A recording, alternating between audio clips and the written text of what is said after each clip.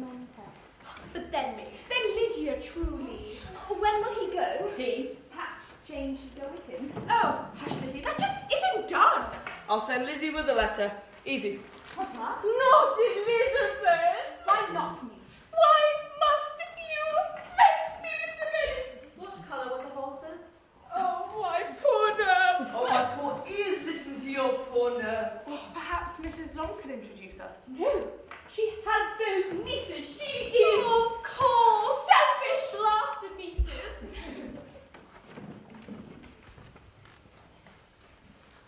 You will visit, my dear? I won't. Oh, no, that will fine. Oh, I'm sick, my nerves, you tear me to pieces. I will not go as I need not attend the man. What's your daughter's needs before your own? What is it? Pride, laziness. If you would just give me... Why should we give you anything, Daddy, when you do nothing for us? I'm trying to explain. Not for me, but for Jane. I would only marry for a very great love. 5,000. I will not go over and introduce myself. Myself! That would be silly. Oh, Judas! For I have already been. Oh, Dottie! Oh, there! Well done. You really are wonderful. We may go? What on earth didn't you say? Where's the fun? Oh, what an excellent father you will have! I rather liked Mr. Bingley. And the horses? We met by accident as he explored the land. Very polite and interested he seemed. Did he ask about us? Is he taller than you? Will he expect our call? Were there torches? Girls, we must be calm.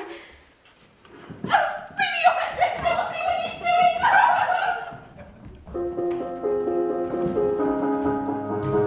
Nobody ringing my telephone now.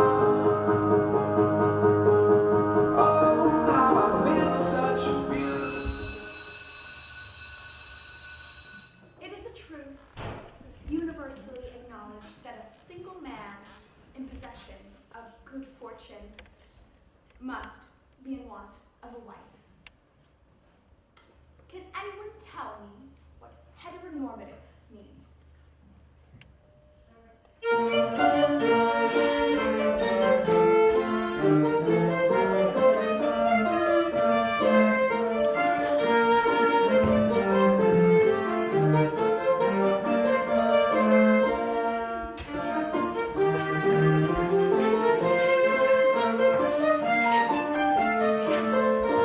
A party of 20. Well, that excuses his being away all of this time.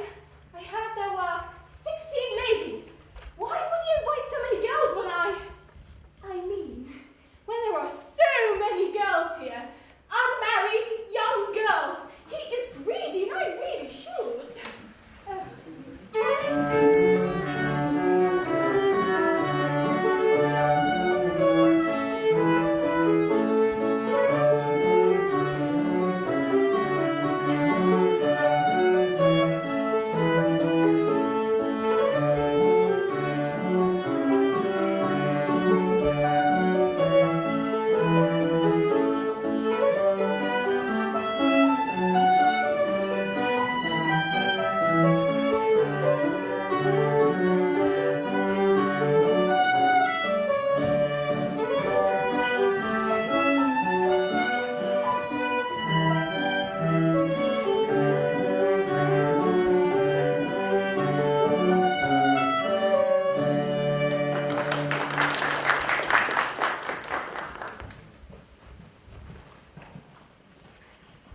Even though I am the youngest, I'm still the tallest, so perhaps he'll ask me to dance That first. would be fair, Lydia. We shouldn't sound Lizzie and Jane, just in case. I'm not going to cry, Kitty. We were supposed to meet it before tonight, not hanging about like this. We could be anyone, any stranger, rather than the man's most close and most special neighbour. I'm going to meet nearer. I'm going to meet nearer.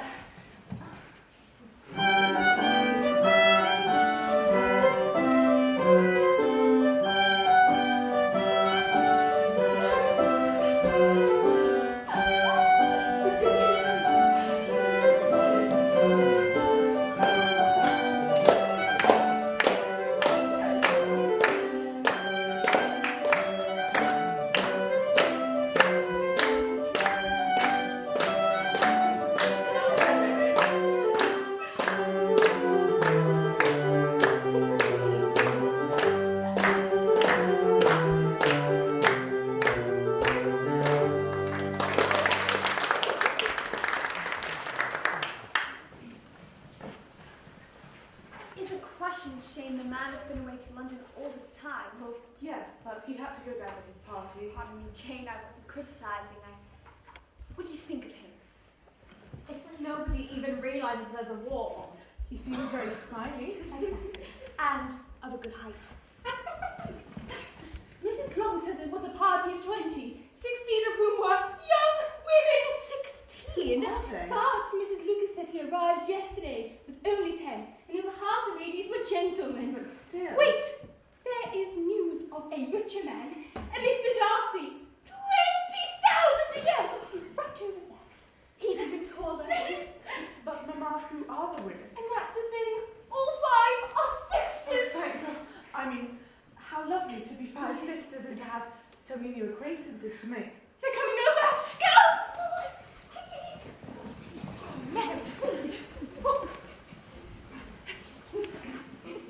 Mrs. Bennet, Mr. Bingley wishes to become acquainted with you and all your wonderful daughters.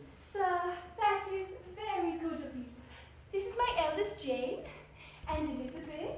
This is Mary and Kitty and Lydia are my youngest. Miss Bennet, may I have your hand for this first dance? Oh, why, yes, thank you. Thank you.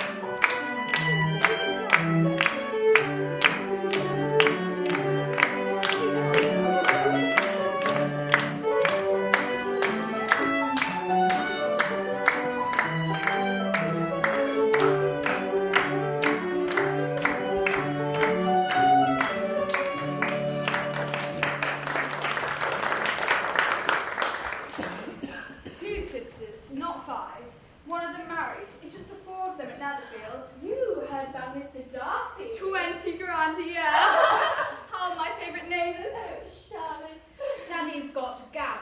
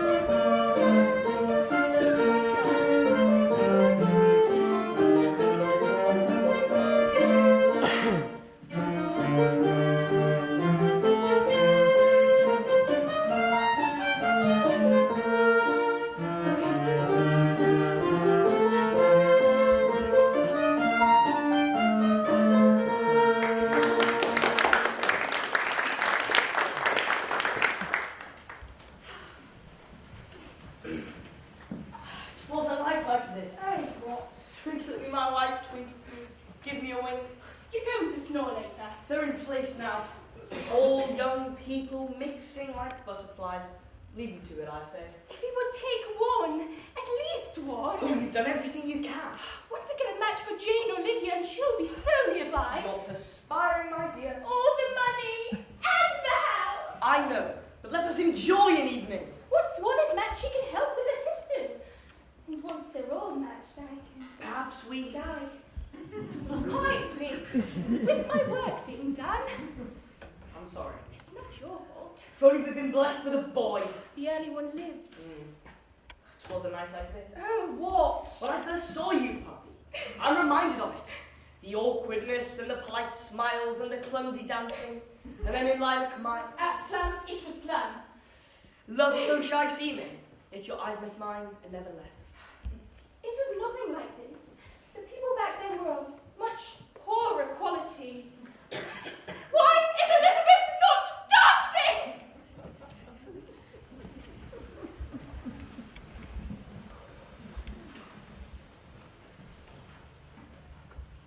I hope this can be the first of many occasions occasions when Luke's most graced with your presence. Quite. No doubt you attend assemblies at St. James's Hall, Miss Bingley. We go, but rarely, sir. Well, indeed, I am surprised. But I can assure you, any time I'm in town, I'll be happy to show you around. You're too kind, sir. Thank you. Thank you. Well, good evening. Capital. Just capital. Insufferable conceit. To imagine that we should need his assistance. I'm sure is a very good sort of man, Caroline. I'm sure he kept a very good sort of shop before his elevation to knighthood.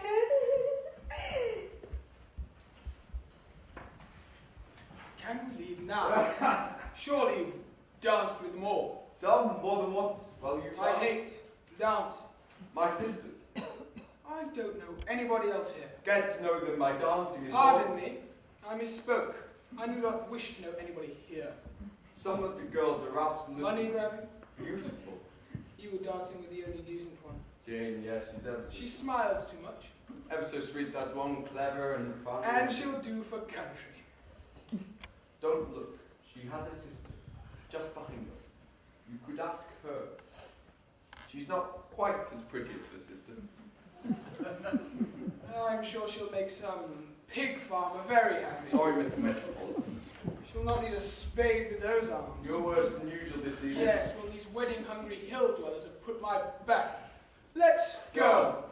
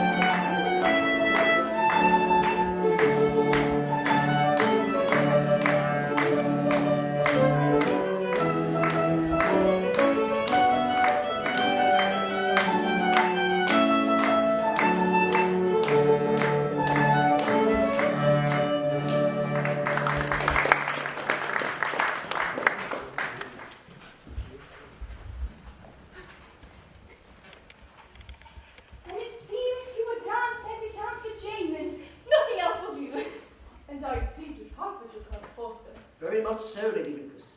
And never more than this evening. A regiment of infantry doesn't find a warm welcome everywhere, I fear.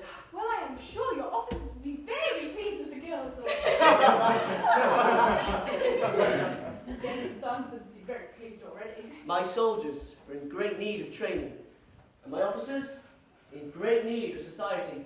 Well, then I hope when you are settled, you'll throw another ball. Oh, yes. And do you believe a ball will be well received, Miss Bennet? A ball, oh, I do so love a ball. So does Denny, don't you, Denny? And Sanderson? Oh, yes, quite passionately. Well, that's all the officers. Very well, very well. Play something we can dance to. We want to dance.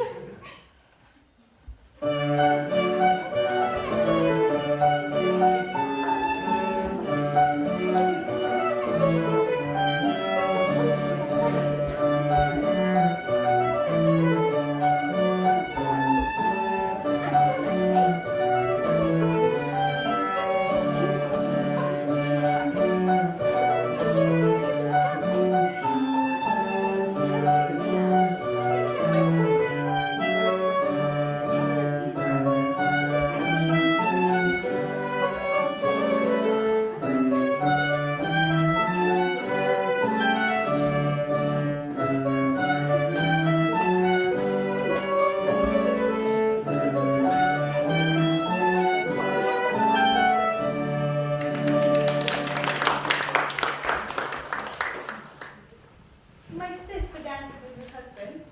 The scandal. You'll keep me company. Much obliged. Get up and dance this instant! I can't force a man to ask me. Him. I'd rather sit out the rest of the night. The rest of my life. Oh, stubborn creature! Mother, I don't care. And you mustn't, but the man referred to me as an... Aberdeen Angus. You're ever so silly, that's a male. Well, they shouldn't put a dress on him. You're wasted in drawing rooms. Indeed. You belong in the menagerie. I wish your brother would hurry up And dance his legs off, find a and wife. for Fenn, not here. Do you think this shy horse to be a lawful wedded? Windy wallets over there, ruining the ball for everyone. Why, come then? We're lucky it is not he set to be our neighbour. Look at them. They believe they're better than us. But it is why we know their fortune comes from industry. I'll not tarnish Mr. Bingley with his associations. At least I'll try. He cannot take his eyes from James. How can one friend be so warm and kindly and the other? No, I'll not think of it any longer. Let us tear Jane away. Let Mr. Bingley feel the drabness of a ball without the most beautiful woman. You are very good at this, Mother. Oh, I know. I can't bear this meat market a second longer. Tell my brother I'm faint. He can't deny us then.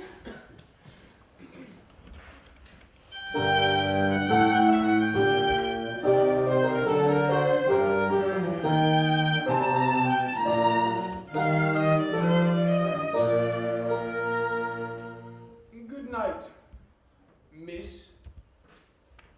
Goodbye.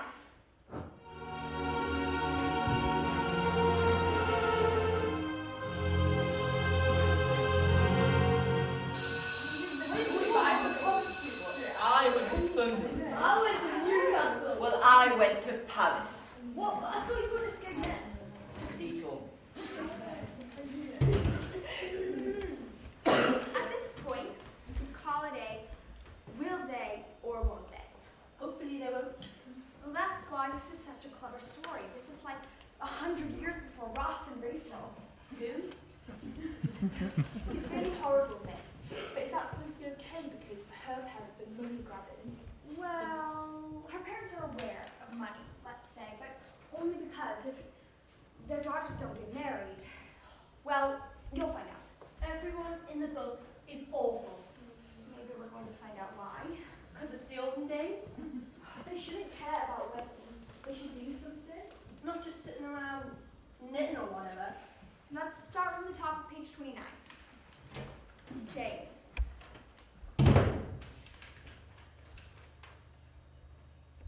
If you are disposed to visiting us here at Netherfield, everybody, we've been invited to visit our neighbours. We would love to get to know you better, so please come all by yourself so that we may share the secrets of our bosoms and become the greatest friends. Tea time. I'm ever so sorry, Mary, they want me to go alone. I've eaten all the crusts from the bird table. How exquisite, and to make new friends.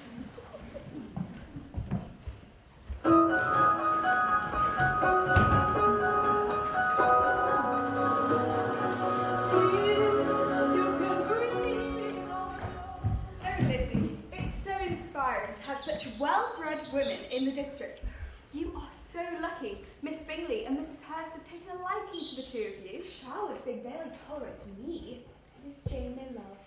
You must find out where they get their dresses made. I'm loath to give them compliments and say, heap them up and condescend so smugly. I am never allowed to forget their awareness of my inferiority. Do not be proud, Lizzie. These ladies might soon be your relations. How is There is no match. Mr. Bingley shows my sister attention at dinners. They've long and frivolous conversations, but She must get him alone. remember, this is our modest Jane. She's inscrutable, giving away nothing. She is silly. If Mr. Bingley had shown any interest in myself, other than being the first he asked to dance, Congratulations again. he must have thought me striking to have asked me before any other.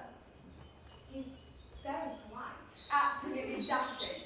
Perhaps you were nearest. I may be no beauty, Lizzie, but I've plenty to recommend myself. I'm teasing. I'm simply tired of discussing this silly ball and who danced with whom and when he will propose to my sister. What I should have done from Jane's position. Turned up the tea with your dowry. You know I had none. I'm teasing. Continue then. If Mr. Bingley had asked myself for a second dance, I should have said no. time, you would be showing myself favour above all other ladies present. Why? Our society would begin the most inappropriate chatter. Whatever do you mean? Of course, I know you to be a noble and cheerful creature, but ladies of the neighbourhood may suspect your designs upon my hand. And what if I do From the that? second dance you're doing is proposing for him. It is never too soon to fix them. Let a gentleman know that every action is witnessed and noted, and that there are expectations attached. There are no expectations, Jane. She's not admitted any feelings or hopes in his direction, and while she colours madly every time my sister says his name, in his company she talks and laughs with complete freedom from propriety. This is no good. She is happy. It is good. Secure him first. Plenty of time to be happy afterwards. How many dinners? 4, during which Mr. Bingley only has eyes for her. I hope she will not be humiliated. Oh, he is too decent, unlike as I was after that first dance at the ball. And Mother was chatting, insisting he'll come back round, but congratulations on being chosen first. I will always have that, I suppose. And friends, I should like to dance with Mr. Darcy to create some frictious jealousy. Fate has saved you a most unpleasant interaction. Does Darcy remain at Netherfield? Much to my chagrin. His game has changed from ignoring me completely, treating my entrance as if I had something stinking stuck to my boot, staring at me seriously. He eavesdrops on all my conversations, always lingering behind me as if to whisper something horrid in my ear. Perhaps he likes you? Ugh, he does not bother to disguise and finding me provincial and uncultured. Oh, such fun of following him. The more he starts at my opinions, the more I wish to shock. Just the other day, I told him I wished I were French, and I found Napoleon very sensible. You must stop this childishness. You might ruin things for your sister. My friend, this is no existence. Tiptoeing around, waiting for marriage. We cannot live our lives this way. Without marriage, you'll have nowhere to live your lives, says the woman without a dowry. Touché. French. Have I ever told you how much I admire Napoleon?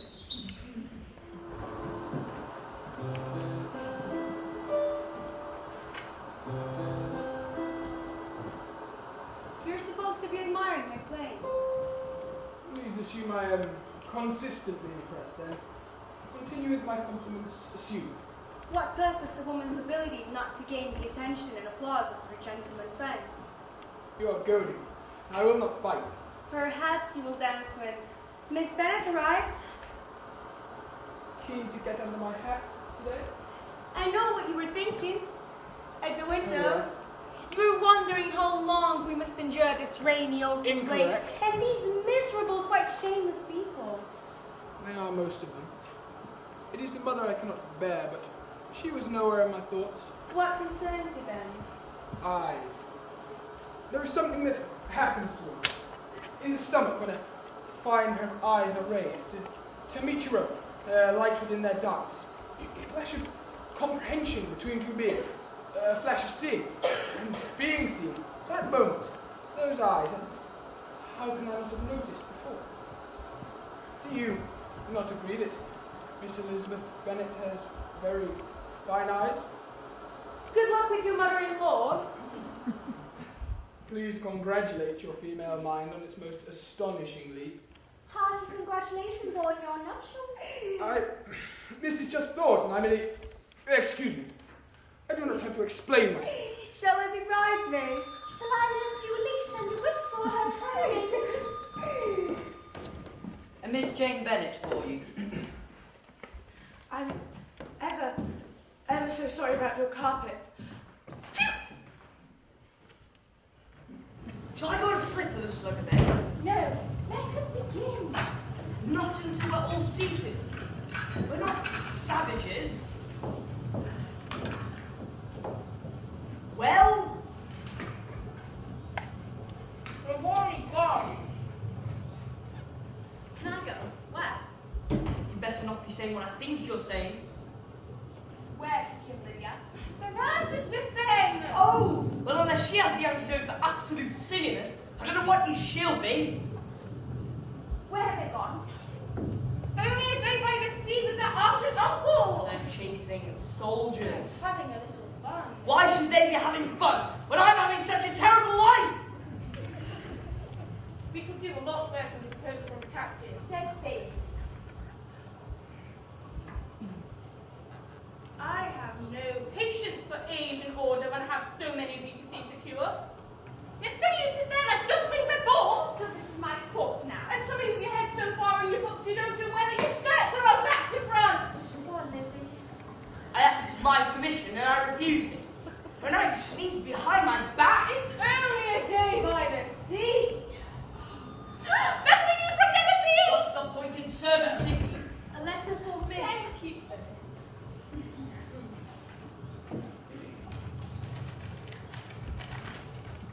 This is it. Has he proposed? May I have the envelope? Oh, my poor sister. He hasn't then. She's sick. From the storm. She's being brave, but I can tell she's ever so. She's staying there. Clever girl, Jane. Your eldest daughter flutters in pursuit of a man with property. Local property, my darling. They're seeing if she requires a doctor. I'm going over. Dear Eliza, there's no horse. Jane took him yesterday. Change that dress! Where's Sunday? Mr. Darcy will be there as much as I. Leave me out of your dealings. See how they have rewarded Fortuny. It's 3 miles. You won't manage. I cannot be held accountable for the rain. Concerned my sister will leave my house for that. Don't try and stop her. She will be propelled by her own stubbornness. Send over if you need anything. And with news. And what the doctor advises. All my girls in male company. It's quite extraordinary, isn't it? I think we're forgetting something. I believe I asked for that envelope.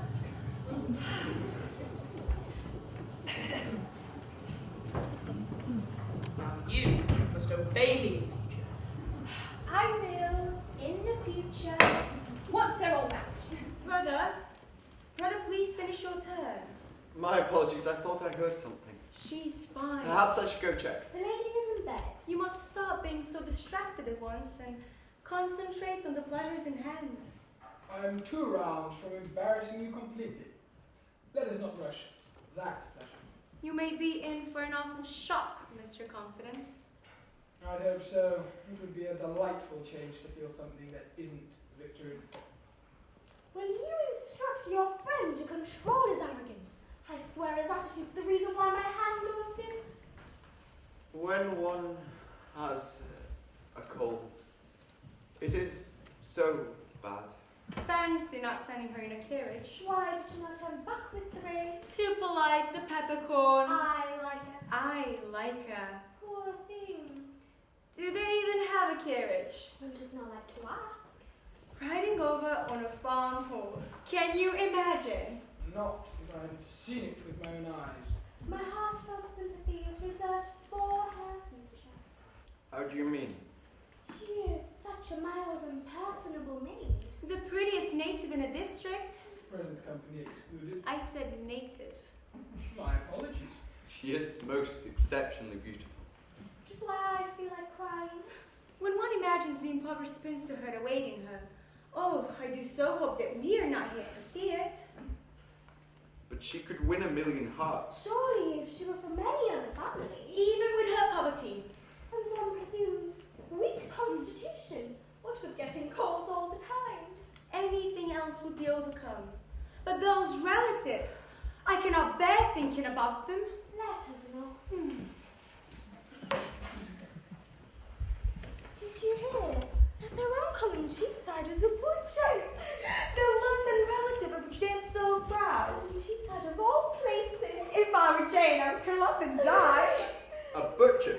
A butcher. Why, that is absolutely unacceptable. I am dripping like a cloud. I'm here to see my sister. Perhaps you might like to try her first, either. Shall I call for a servant? No need, if you could direct You me must to- be ever so worried, we all know. How is she? If you'd taken the time to write, Perhaps we could have sent a carriage. Nonsense. Did you walk the whole way? How bright your eyes from the exertion. I will continue my ramble if you would kindly tell me where I may find my... Coming. I wish I was permitted to check on her. Sir. She's abed. Jane being here, and yet not in my company, I do believe I miss her. Do you think I'm becoming quite attached? What the complete absence of manners. Outright rudeness. Looking like a kind of some sort of mermaid Medusa. You're exactly right. Did you see the mud on her skirts and underskirts? Indeed I did. She was worried about dear Jane and... Drag the countryside through our hallways and up the stairs? I'm speechless. As am I. I'm dumbfounded.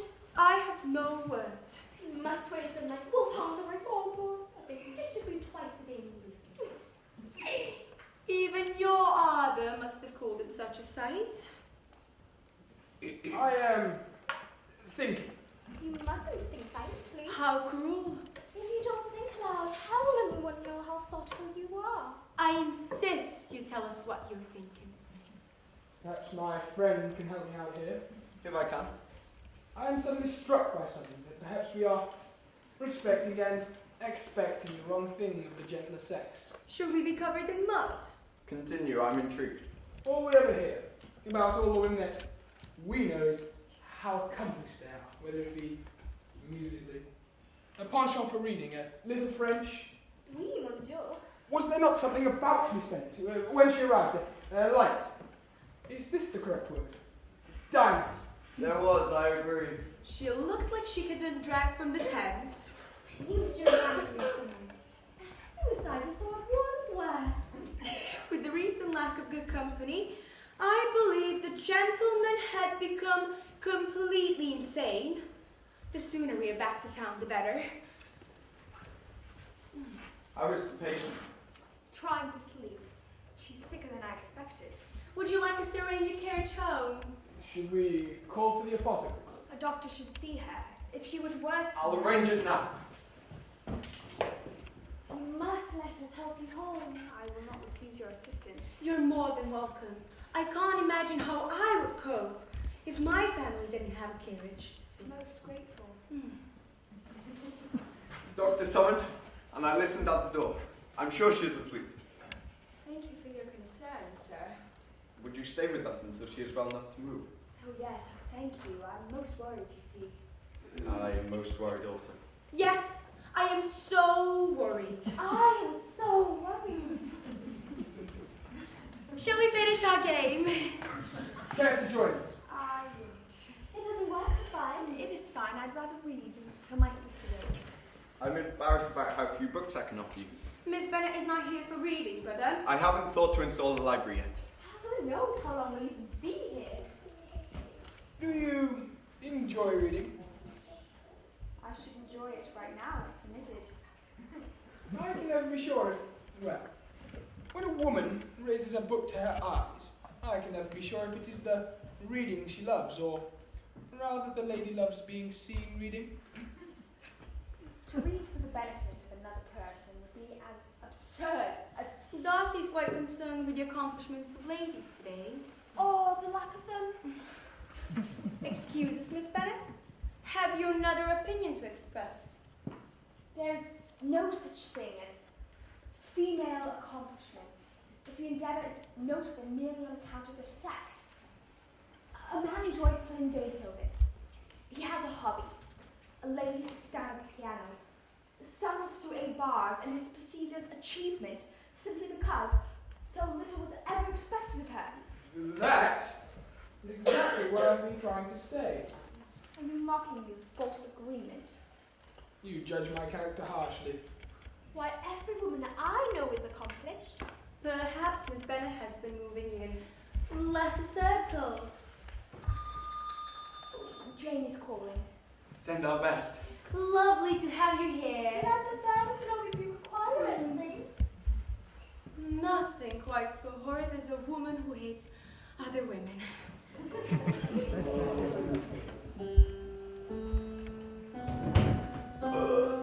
Did you hear that?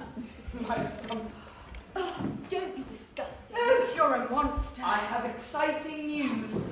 The captain, you visited Mr. Wickham as we asked. On my battlefield, and may I be allowed 1 moment without the appearance of soldiers?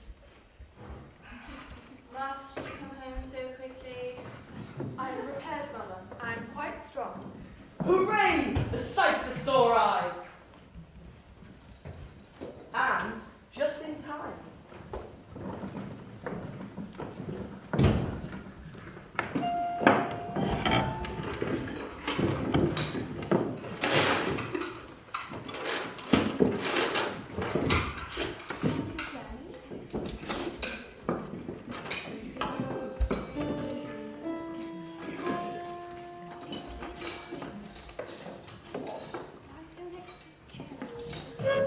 Well, I have some most interesting news. Oh, hush, sir. It's not your news anyone's interested in.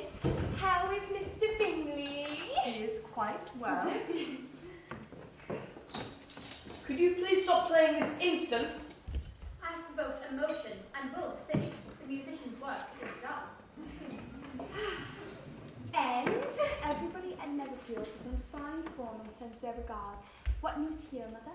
Oh, there's a fine new officer. He'll be lieutenant. Oh, wait till you see him. We must set another place for lunch. What is this woman? You've all been tricking me. Is this man coming over? Yes, he is. Mr. Bingley, he is coming over. This can only be. Is he? Will not have space. You just this second said. I didn't. There is no one coming. Poor child. Your father has disappointed us again. And now for my news. I've invited a certain young man to lunch. You're fooling me. There is someone coming. This is it.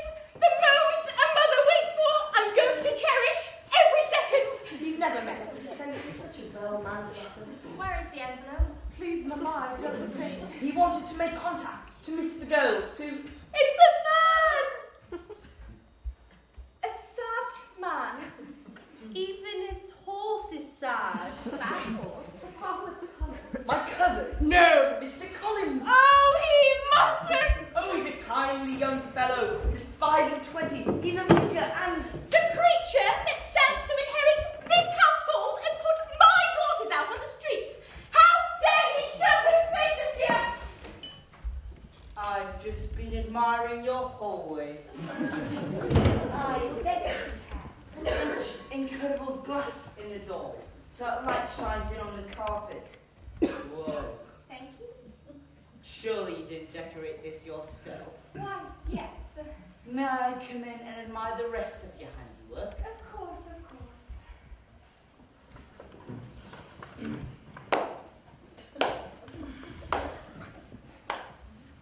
Whoa again! These beautiful women are your daughters? Stand up, ladies. Stunning. Each and every one. Well, really. I attest seriously. I don't know why people don't say so. Well, I am sure they do. Well, I've never heard. The eldest Jane is held well accountable of compliments in the local area. Eldest is Jane, and I believe all are unbetrothed. All available? Unfortunately. Let us have no awkwardness. Have something to eat. Sit.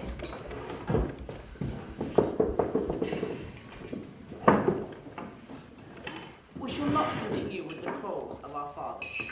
Indeed not. Now, I'm afraid Not we a spread. I want to taste everything. I'm used to eating the best food, as I'm regularly entertained by Lady Catherine. Lady Catherine de Bourgh. What a woman. I'll be describing to your hallway tour in great detail. She'll be interested in your home, your wonderful furniture. We own the furniture. It will not be staying. I hope that some things will. It was Lady Catherine who advised I marry. Our homes are only separated by a garden. Mine is much humbler, of course, but eventually... This food is delicious. To whom amongst you may I pay my compliments? To the cook whom we employ.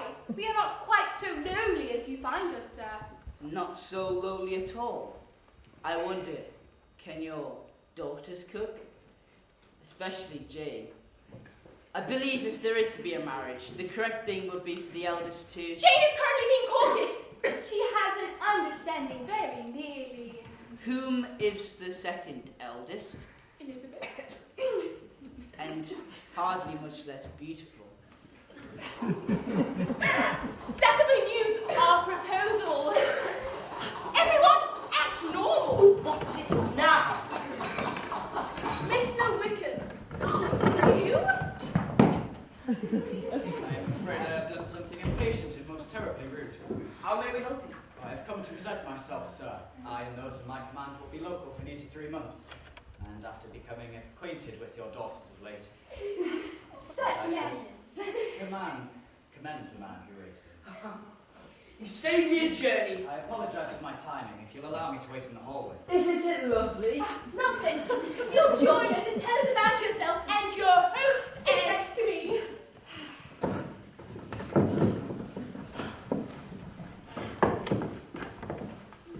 You will never learn a great fly out through your entrance. Oh, I hope that is not true. I hope to learn everything there is to know about you. I'd love to read a short sermon, if I may. Lady Catherine enjoys religious readings a whole lot more than her attendance at church would suggest.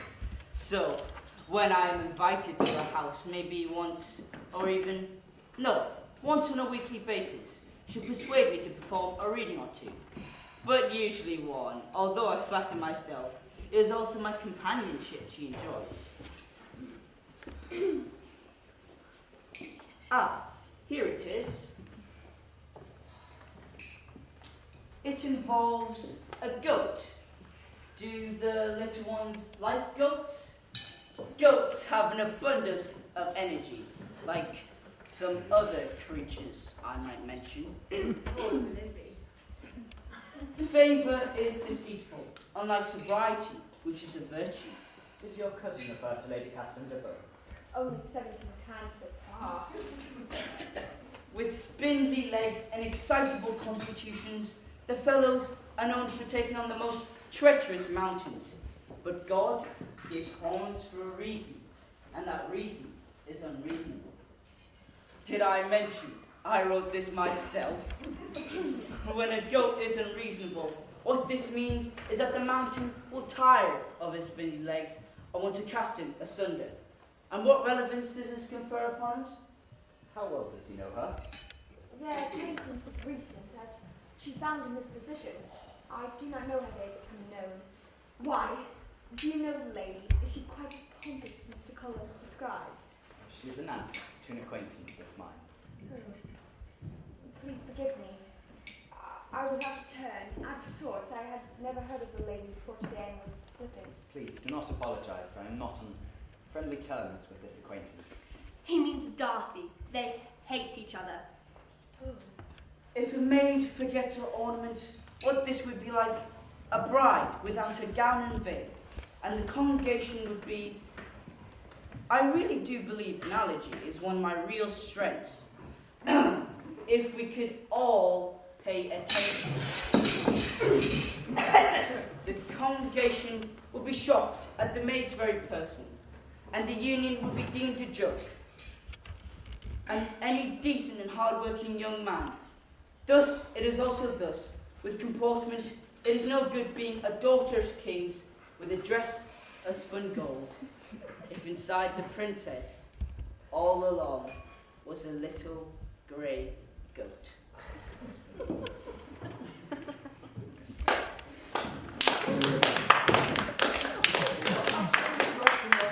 Of yourself and the strengths of analogy, sir.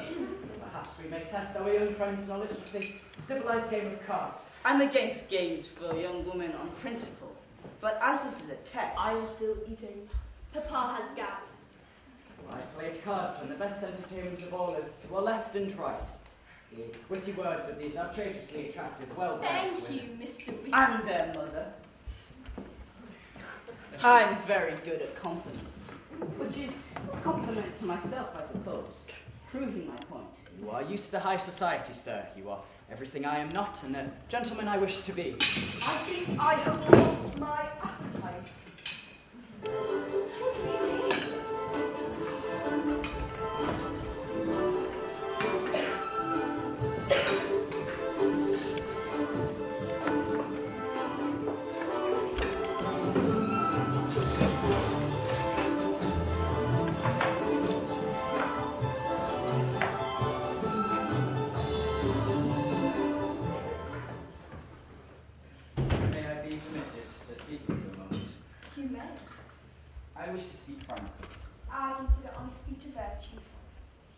when I was in town a few days ago, there was mention of the eldest Bennett sister taken ill. As you can see, she is much recovered. I am deeply relieved. Does this concern Mr. Darcy? This is difficult for me. Pardon my impertinence, but when I was made aware as to your whereabouts, I was shocked to discover that Mr. Darcy had found himself in the district. And I'm doing my best to keep a long, long way from his... Excuse me. Do you know Mr. Bingley also? I do not, but from everything I hear, he's the most remarkably cheerful fellow. He's delightful, sunshiny man. Which makes it unfathomable that he keeps company such as Darcy. He knows who to charm and whom he may. He has not charmed me. I believe from the very outset I could judge Mr. Darcy in exactly his true spirits. He's a snob. And proud. And cruel. And judges snidely. But only those he considers beneath him. It's just everybody. Have you told her? I was quite enjoying the warmest meeting of minds. Mr. Darcy stole his money, and that's why he must be a soldier. What is this? I had intended to follow my calling into the church. Hallelujah! My godfather left me a generous amount per year in order I may do so. Thanks be unto his goodness. This, of course, was Mr. Darcy Senior. He bequeathed me a living and a property. But after his sad passing, his intentions were ignored. The stipend named for me was used elsewhere. The rotten scoundrel! We know Mr. Darcy to be cruel, but surely no one can be as hard as this. He is jealous. Jealous because you are handsomer. No. Yes! He is envious of his late father's affections. If the senior had loved me a little less, the younger would not loathe me so much now. This is so much for me to absorb and make meaning of. Then you can imagine how I must feel. I believe I can. We freeze there, on her eyes, as they look upwards at him. Do we want him in shot? It's not his story. We don't care about him, how he feels. All right. Only a snap. I wasn't We'll get snapping. there. Just answering your question. Whoa, this Wickham guy is so charming. I think I'm in love with him. He is gay in real life. Anyway, I think we need to go back and check with May Darcy more sympathetic. He isn't sympathetic. Shouldn't he be? Why? Because, you know, it's a bloody love story. Maybe it's a history lesson. Look, we filmed a love story. We advertised a love story. I'm going to lose my bleeding jaw if we deliver some bitter, spinster propaganda. Wow. Yeah, look, I think we were wrong to cut the drawing room moment. You know, when Miss Bingley's playing, Darcy has to lead dance. It's pointless. It shows that he likes it. You know, hang on, let me find it. Surely this music would inspire you to dance a flick? I'm sure that is what you'd like me to say, so you may reprimand me on my poor taste and timing, but I can assure you, I fancy neither dance nor judgment. Yeah, wow, can't lose that magical moment of romance. He's trying. He's just awkward. You marry him. His hair that's spiky. Anyway, what about when he can't take his eyes off her? And she's walking with Miss Bingley. I mean, who goes for a walk in a room? It was a different time, you know? It was a time of room walking. I'll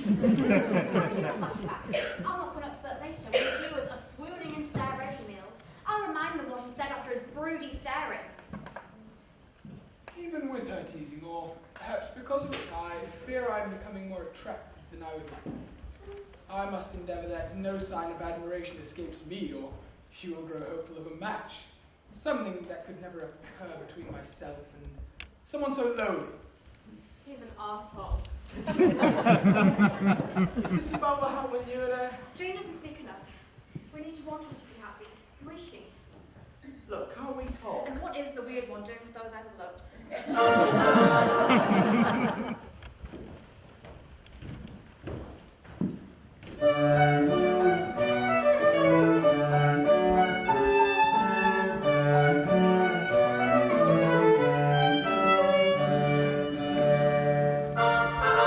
Colonel E. Great.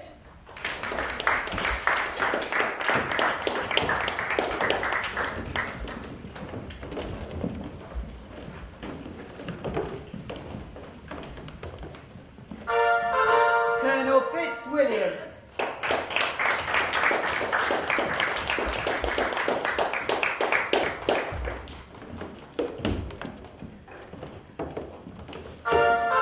Colonel Forster.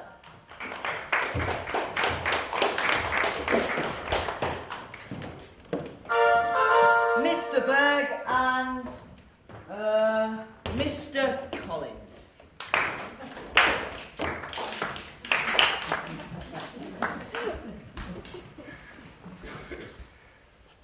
This is so unlike you, Pardon me.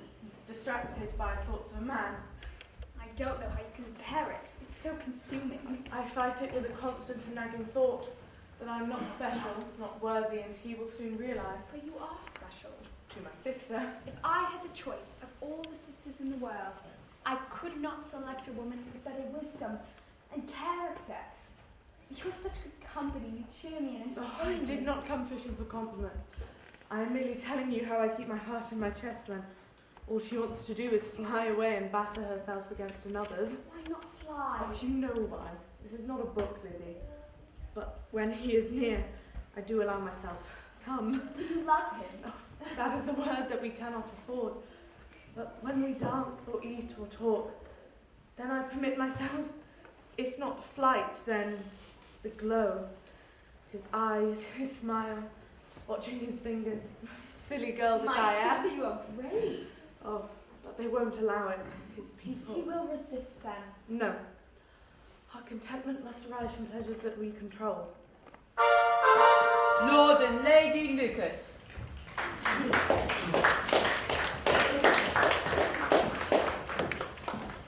What an occasion! A step up from a little soiree, dear.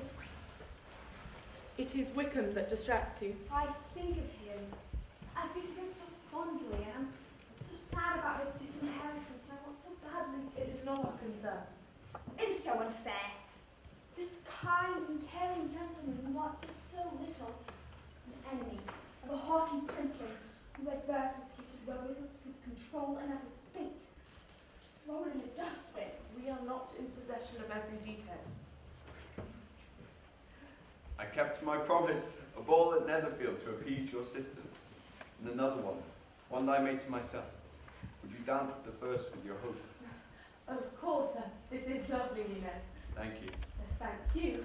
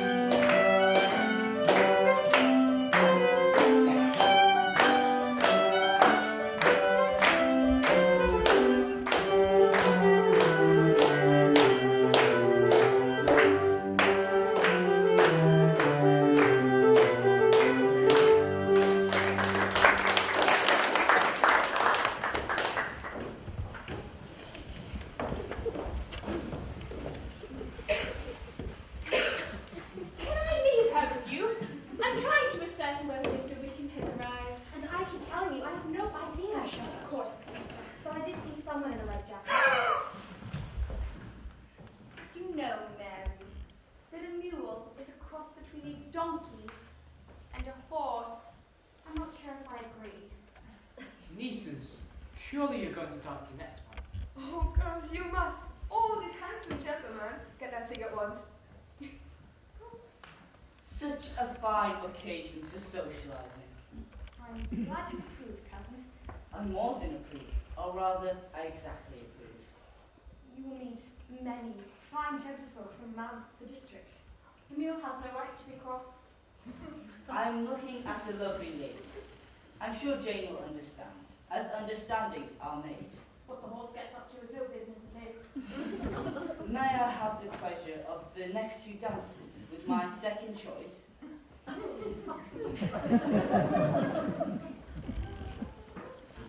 Yes, of course. I'd be most grateful.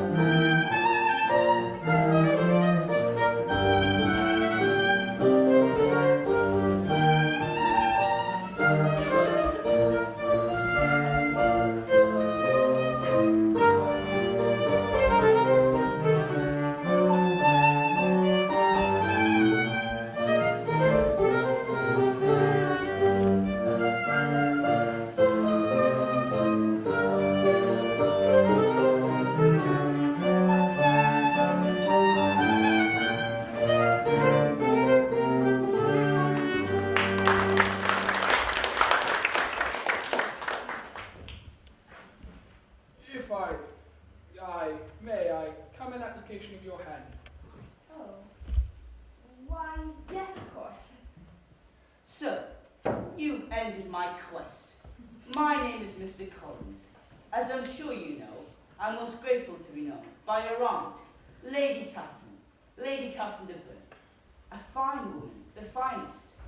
I dine with her almost once a fortnight at her lodgings, and oh, she is full of helpfulness and advice, as you yourself must know. She's helped me a great deal with my plumbing. Why, you need to compliment me on my dancing. Your dancing was perfectly competent. I usually cannot abide the evils of a ball. I don't want to mention Lucifer on a night as pretty as this, but there you go. Wherever there's music and young people, he is also invited. And tonight, I'm glad I attended not merely as a chaperone, but as a suitor.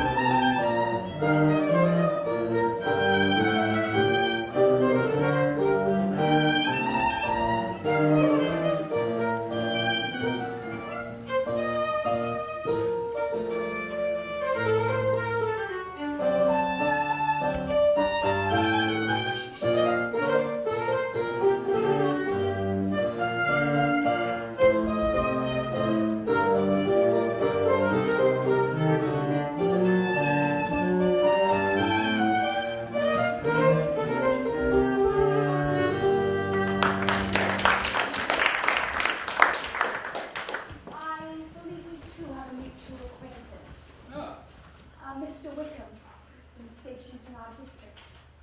I was aware of him being in the locality. I found him most charming. You did? I expected him to be present this evening with his regiment. Well, Mr. Wickham is indeed a... Very, very handsome man. And most sympathetic. He informed me of his situation. I doubt he enlightened you fully. I can assure you, I know everything. I shall leave you in my cousin's surprisingly firm arms. I'm obliged to make your acquaintance, Mr. Darcy, and congratulations to your friend in serving the most attractive of the Bennet sisters. I must apologize. Excuse me. I must find my friend.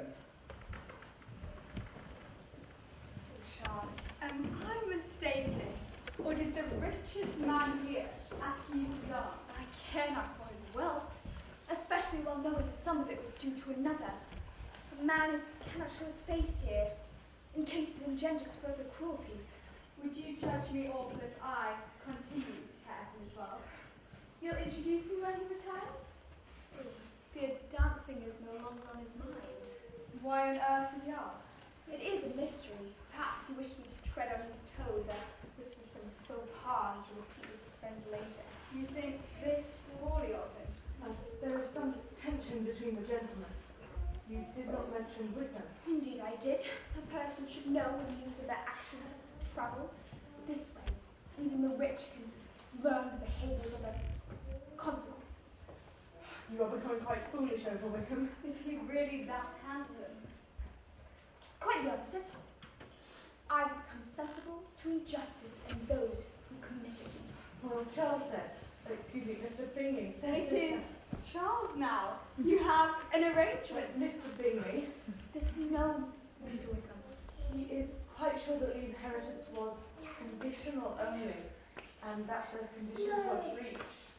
Nonsense, or else Wickham would have said. Why, you even flashed to say his name. My friend, You are foolish for him. Fury! It is not your concern. My beautiful friend. Are you having a wonderful time? It is so kind of your brother to throw us this delightful ball. Yes, it is lovely. And a perfect send-off. We will have such affectionate memories of our stay. You and your sister are leaving. We will miss you. We will miss you. We became so fond. You must write. Of course I will. And if you're ever in town, you must rush to us. I will insist that your brother keep me updated with all of your news. I'm afraid that his letters are sparsely detailed, though. They're even completed, let alone sent. Your entire party is return. We have no such plans. It is so sad for me. My brother has rushed to town to assist Mr. Darcy with some business, and has had to leave his soiree. The squirrel. He has gone. Good luck, my dearest, dear Jane. Shall we go? No, it is important that we stay for our sister. Perhaps he will call for you in the morning. He is a very sweet man, but he is not a brave one. Surely we need to see more struggle from Jane. She's sad, obviously. She has to be composed. She seems like she doesn't care. This is Regency England. They still have emotion. I mean, even more so, if there were no distractions. They just stood about in dresses, feeling their feelings. So, feel and repress. But I don't want to see it. Let's imagine Jane. Our Jane is a far better actor than any of you. She hasn't been to Lambert. In life. Jane is far better at hiding her feelings than you are, because she had to do that ever since she learned to talk, because of her time and its expectations. Are we projecting? We are taking this directly from the text. Austen tells us herself exactly how a woman should behave. We talk about Lizzie. I don't remember her being in love with some soldier. In the book, it says she can't stop thinking about him. I don't think they put that bit in the film. He was kind to her. He is handsome. I wish we'd got Idris Elba like you wanted. Can you imagine? I get to kiss him. Lizzie doesn't kiss Wickham. We put it I prefer Sense and Sensibility. You know the one where you like fall over or swoon and the man just picks up and marries you? Yeah, I think that one's better. Let's call that lunch.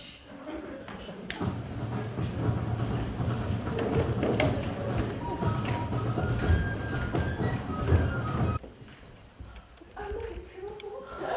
Miss Bennet. Miss Bennet. Colonel Forster, I do so wish to come to Brighton. Does the invitation still stand?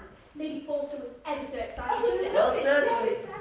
The youngest Bennet sisters, such a delight. The best dancers in the whole of Hertfordshire. It's not that what I heard Captain Dennis here over whiskey last night. Well, we fancy meeting you all here. We came to town for a distinct pleasure of meeting you here. And we you. Samson, you must persuade Colonel Forster to speak to my family about Brighton. Indeed. You wish to come with us to Brighton, dear Lydia. Where's Wickham? Do say he's coming later. Oh, Lydia, wait for me.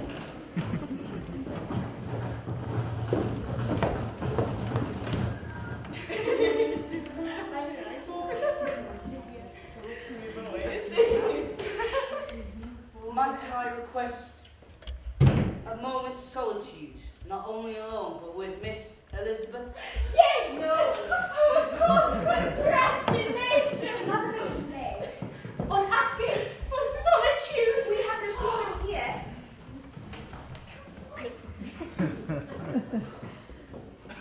I begin today with my best intentions. As I'm sure you're aware, I stand to inherit your home at your father's passing. I am aware, and if I'm allowed... Please do not be melancholy, for this may not occur for up to several years. And to you now, with every young woman's dream, a proposal. Feel free to cry. You are most kind. I decided to get married because it would make me happy. It is better than getting a dog, and because Lady Catherine told me to. If I have not misunderstood... You are correct. Lady Catherine gives me much advice and has been most generous in her tips for choosing a bride. She insisted that I not opt for the highly bred, avoid the overly beautiful, and make sure the maid is clever enough to manage my small income. You are perfect. I'm sure you mean to flatter me, but... Get used to it. Flattery is my strong suit. Plenty more where that came from. Your arms are very firm. Thank you. My cousin, I must stop conversing as I cannot accept a kind offer. Oh yes, I know. A young lady likes to refuse a man she intends to accept, all in the fun of getting him to ask again. I'll ask once more, or now, just to get things settled. I can assure you I am not. Do I know of any young woman who would risk her happiness Will by, you marry me? as I recently explained, I cannot, for I... Do not be afraid of Lady Catherine. I'll put in a good word for you, maybe even a whole sentence. That is not my reason, my feelings... Absolutely, I understand that you must go through with this charade. I'll ask again later, maybe tea time. Sir, I exhort you. I know you would not reject me, for I'm utterly worthy of you. You're very lucky. Congratulations! Thank you ever so much. What a fantastic start to the day! Isn't it terrific? Everyone is insane. My sister? I have rejected our cousin's kind offer. Did she dare refuse? Surely as a female trick. I'm quite charmed by delicacy. I'll ask again afterwards. I can assure you she will answer you more positively. Oh no. She is rude and impudent. Then perhaps not a suitable wife. Lady Catherine was quite clear. Why do my daughters believe themselves better? I don't know why I'm talking like that. What I really want to know is why is all this racket going on when a respectable gentleman is trying to digest his breakfast? Because your disgrace of a daughter has embarrassed us all. No, instruct her that she will accept Mr. Collins's hand, otherwise she will be unknown to me. Whatever decision you make, you risk losing the support of your parents. My wife will never speak to you again unless you accept Mr. Collins. And neither will I if you do. What an awful father you are! What will she do without someone to take care of her? You have fed this fiery temperament. I rather think I've changed my mind. Oh, we've lost him! Unless you've had a good look at Lydia. Miss Charlotte Lucas. What is going on? Her cousin has proposed to Lizzie and she replied a firm no.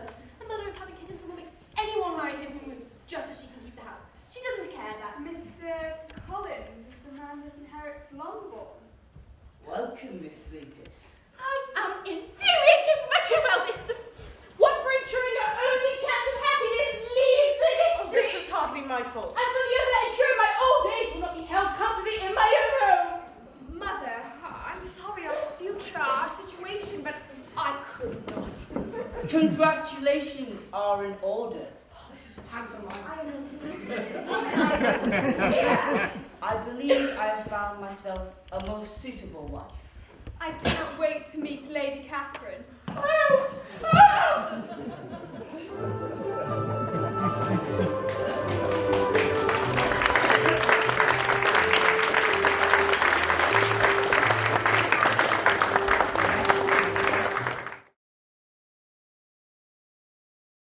My dear sister, Charlotte is our friend, but surely she has abused her. Nonsense. Our friend has no taste for marriage or the company of our cousin, but to attain a living has always been her ambition. She's achieved it and deserves our admiration. Do you regret your decision? I could not have made any other. I believe her. Do you? The vicar is an idiot, and her friend is a bitch. They deserve each other. Lizzie was in the same position, and she turned him down.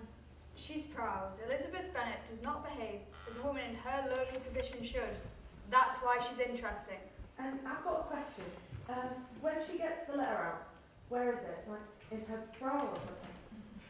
I think pocket? And does she not off by heart, or should I read? Read. I think it would be really effective if we can hear her sadness at they're not planning to return for the whole winter, and at hearing that Bingley might be meant for Miss Darcy. Sort of pause and swallow on that line. Feel her pain at even saying the words. Miss Bingley is the worst. This is a line that kills me. I wish I could hear that you, my dearest friend, had any intention of attending on us in London, for we would so love to see you. But alas, I know this hope to be groundless. She doesn't invite her. Tells her, oh, it's a shame you can't come to London. Invite her then. Jane wouldn't think that. She's not presumptuous. Of course she would. She just swallows it. We can try it that way. Lisa's relatives take her to London anyway. Let's go back and work on this theme from the top. When are we doing the women scenes? We're working around availabilities, so I don't know yet. Why? No reason. My dearest Lizzie, please write quickly with all the news of the district. I miss everybody wretchedly, despite the kindnesses of our auntie and uncle. The journey was fine, and London so much busier than I could have imagined. Have you seen Wickham? Is he becoming attached? I do so hope to hear of a great love when I return. Am I being too romantic again? I wrote to Caroline Bingley. How excited she will be to hear of my surprise arrival against all expectations. Dear Lizzie, thank you for your letter and your kindnesses after my marriage. Will your mother ever forgive me? She thinks of me as some adopted orphan who was stolen off with all her best silver. The house is charming, and my days are comfortable. I wish someone could have warned me about the nights. Lady Catherine is a superb woman. Right back soon, Mrs. Charlotte Collins. No reply from Caroline, but Mrs. Gardner explains it is a busy season with balls and socialising. She has given me permission to write again. The little parsonage is well kept. Occasionally, I break something for the fun of clearing it up and hiding that I've done it. Still no reply from my London friends. My letters must have been going astray, and I'm much cheered by this realisation. I think I will visit there. Lady Catherine has been generous enough to share her tips in fighting knotweed. So even that excitement is over. Miss Bingley was civil, but only barely. I stayed for 20 minutes, which the whole time she spoke only of the young Miss Darcy and her fine breeding and playing. I believe I have misled myself in finding any affection from her towards me. My husband is spending today counting the windows of all the houses in the district, so that he may mention the number in his next sermon. I think I did not admit what hopes I had, and as time passes, I was silly. I believed he would hear, and I was so sure he would come. I must conclude then that Mr. Bingley now no longer cares for me. Visit soon, or I'll drown myself in the pond. Oh, it is some comfort having you here, my sister. Oh, my love! And poor Jane, I would not have you think of their poor Jane at all. Who's playing poor Jane for a matter? She's the dearest girl in the world.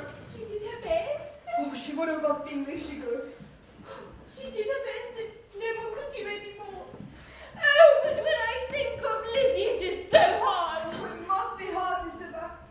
Perhaps one should leave those things to fate. Goodness knows Lizzie knows her own mind. Oh, to think she could be Mr. Collins's wife by now. That would have given you such comfort. It is some comfort having you here, my sister. Poor Olivia, what trouble is that for your fine daughter?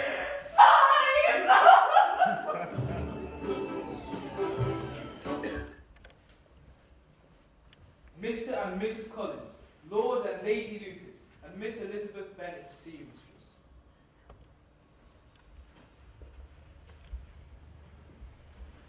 You must not be flattered. The invitation was extended on your account, Miss Elizabeth. Lady Catherine condescends to entertain us on a nearly weekly basis, although in this instance you may call yourself fortunate for such an event to take place on the first evening of your visit. Oh, and you must not feel so self-conscious on the style of your dress. I am so looking forward to hearing how you find our benefactor. Oh, and Lady Catherine believes that every person should dress to their place. Lady Catherine has given myself such kind advice as to the appropriate garments for all occasions.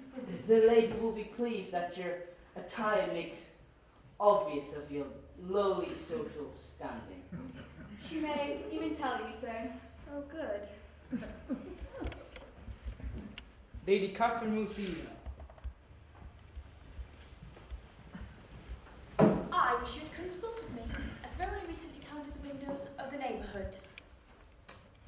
I would not doubt, I would never doubt your extensive intelligence. It was only counting. You astound me, madam. I myself possess 94 of the windows. And by far the finest. But of course. By far the finest. Yes. For looking through. Most perceptive. You are absolutely correct.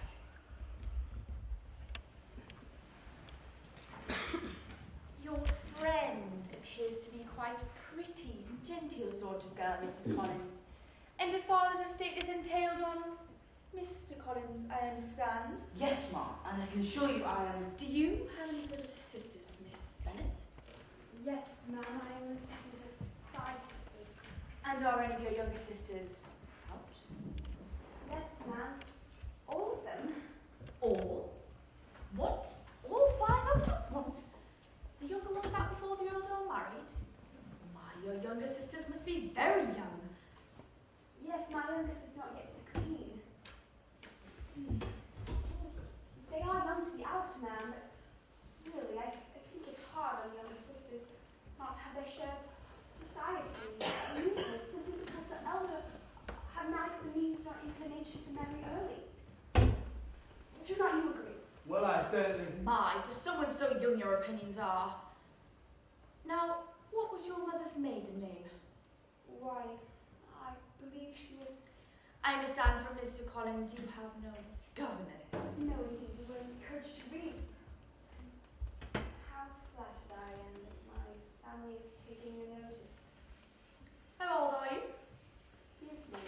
Shoes. I am the second of 5 sisters. I must be permitted to be demure on the exact figure. You refuse to answer. Why, that sounded like our doorbell. Well, I never. What ears you have.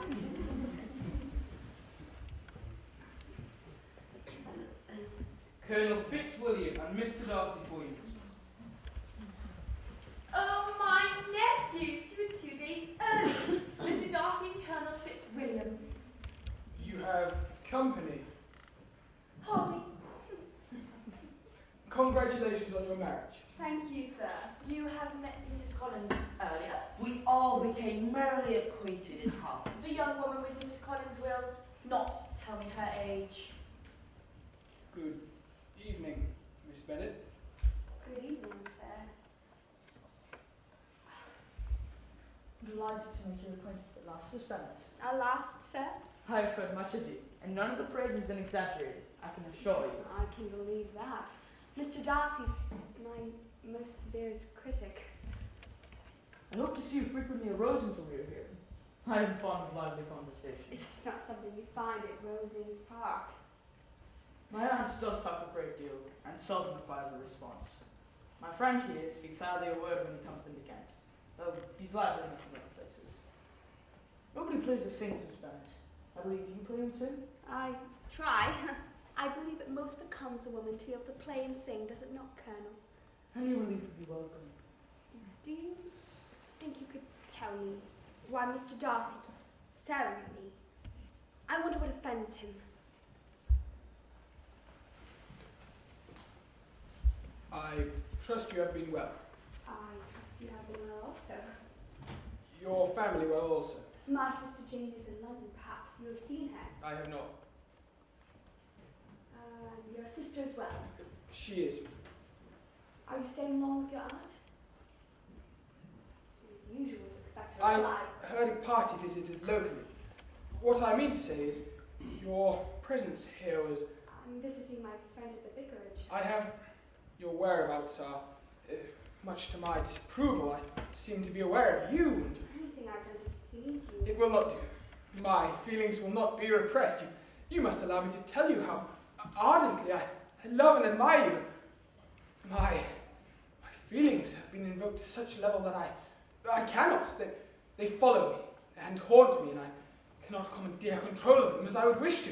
But I desire to be near you, despite your inferiority, the circumstances of your family, a consumption of attraction that denies me all rationality, all sensibility as such. Indeed, our match will be arduous to negotiate, socially obviously, and can be seen as none other than a form of wounding or disabling myself. Yet, I fear I have no choice, but it will only be pain, but you must not deny me your hand. I need a drink.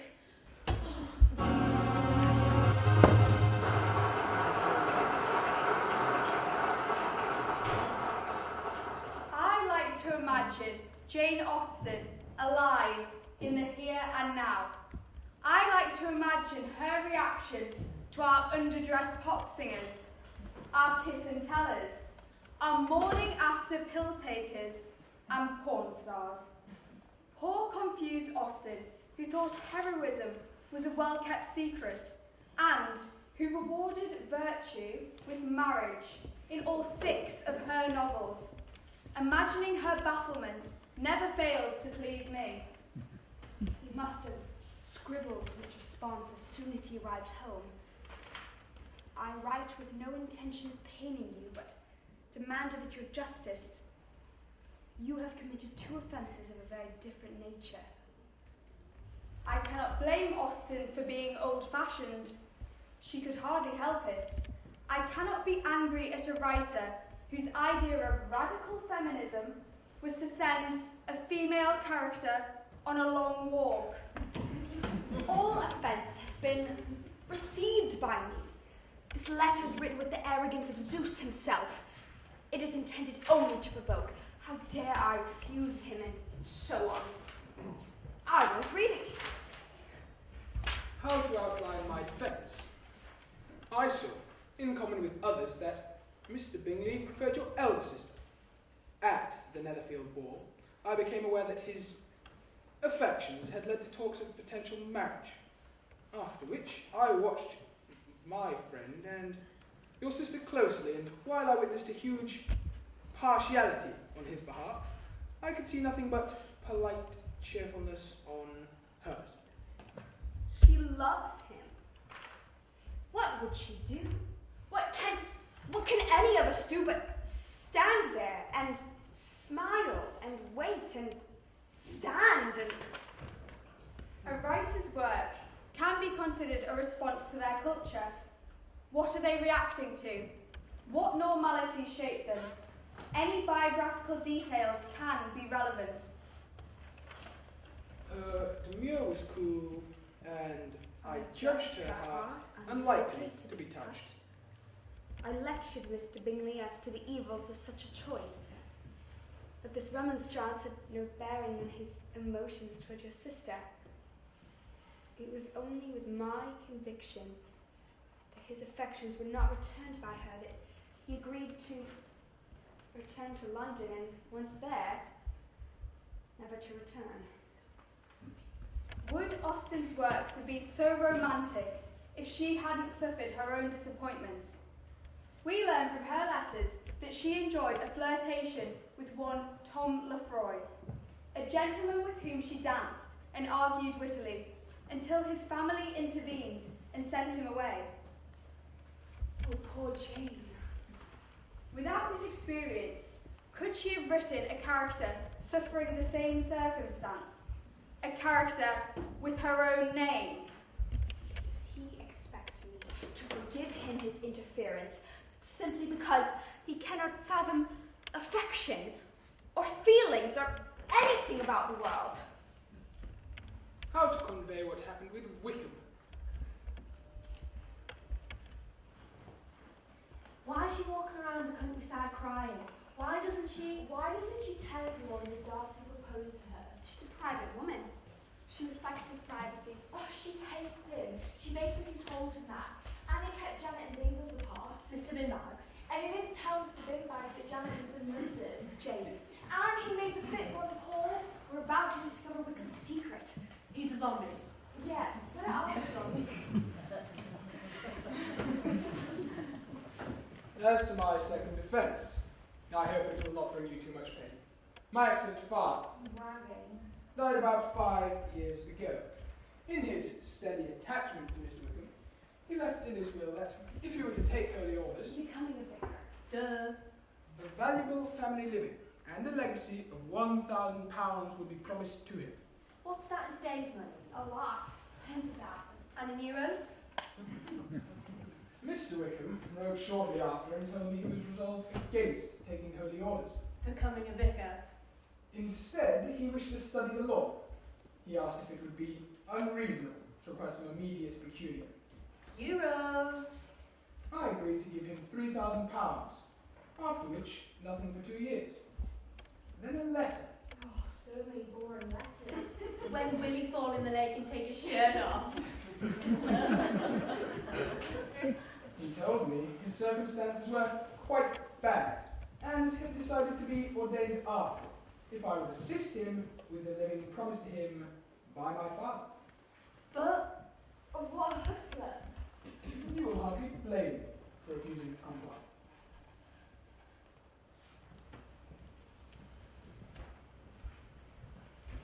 The same Mr. Wickham. This must be falsehood. I want to change the gradient there. More lilac for her eyes. She gets in cold here, self-hating. No, I want to go closer and closer, further in, and suddenly flowers in a field. Are you joking? And Darcy's voice over the top of it.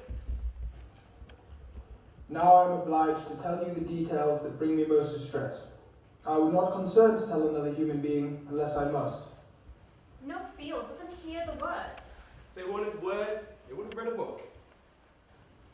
Last summer, my sister, Georgiana, was persuaded to believe herself in love. Okay, well, look, what about Lizzie and Darcy kissing projector on the back of the envelopes? If that's what she's thinking about. He's describing the seduction of his younger sister, stolen away to the seaside by Wickham so that he could marry her and get all her money. He's a shit that's a shit. Elizabeth hates men she's not fantasizing about. She does not hate men. The unfairness then. Don't soften this. She must doubt it and then feel it. I love you. Get off. Kiss me. Stop it! Elizabeth is wrong about both men. How is this her fault? She liked the one that gave her attention and despised the one that didn't. But Darcy was negging her. When a guy ignores you or criticises you, it's to make you like him.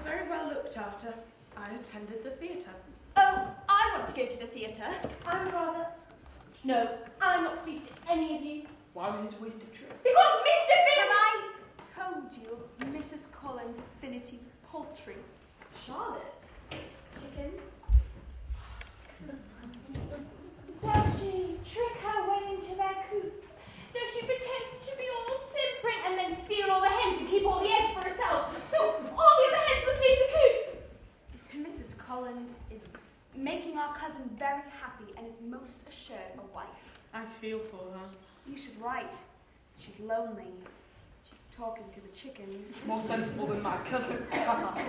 I'm sure she acts after your father's health. She is fond of father. She awaits his death with open arms. Mother. Really? Actually, I'm quite looking forward to it myself. Oh yes, let's all have a joke about it, why don't we?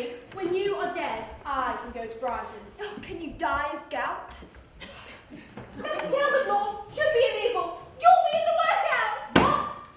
Oh, did we tell them about Mr. Wickham? Yes, did we tell her? What have you learned of him? He is set to marry Miss King. Oh, You missed your chance then, is he? he fell in love with her the moment she inherited 8,000. I don't think I could live in a hen house. I'm happy for Miss King. Are you pining away, my dear? Are you dying of a broken heart? Oh, shut up! He won't go through with it. She's got those horrible freckles. She's got 8,000 pounds. Can we have one meal without the constant talk of money and cash and inheritance and... Well, if you had been a better man and provided us with one! Now we change the subject. Sir, my father, I implore you, please may I go to Brighton. Oh, and I? You are not invited. I will not give you money. But I would be the guest of Colonel Forster and his wife. She will need new dresses. No. Oh, but may I go? And I? You may. Only that there might be one less idiotic woman at my dinner table. And then you must learn the hard way that as a female with no income, it does not matter how pretty a bonnet you are wearing. Father, she should not. You, hooray for your father! My sister should not be behaving in this way, chasing soldiers around the countryside. Well, please may I be invited? This behaviour of our sisters reflects upon all of us. Oh, of course. Pining away your suitors, are they? All of them queuing up around the neighbourhood. Oh, absolutely everybody is jealous of me! Well, this is most cruel and unfair! I into my study. I am sick. You should die of a broken heart, Jane. That'll teach him. Well, it is my heart that is broken! My heart is positively bursting! Oh, Mother, please! I have no idea what I'd even say to the other chickens. I used to be better at holding it all in. It's hard to go from the peace of our aunt and uncles back to... I'll never get an answer, will I? Why didn't he come? I suppose that is an answer. There could be an explanation. I'll learn again how to swallow, and then I'll forget it all. You must ignore Mother's advice. And her sensible suggestion to die as revenge. After he was sent away, Jane Austen never met Tom Lefroy again. He married happily and had several children, whilst the author herself remained unwed until she died. Spoiler alert.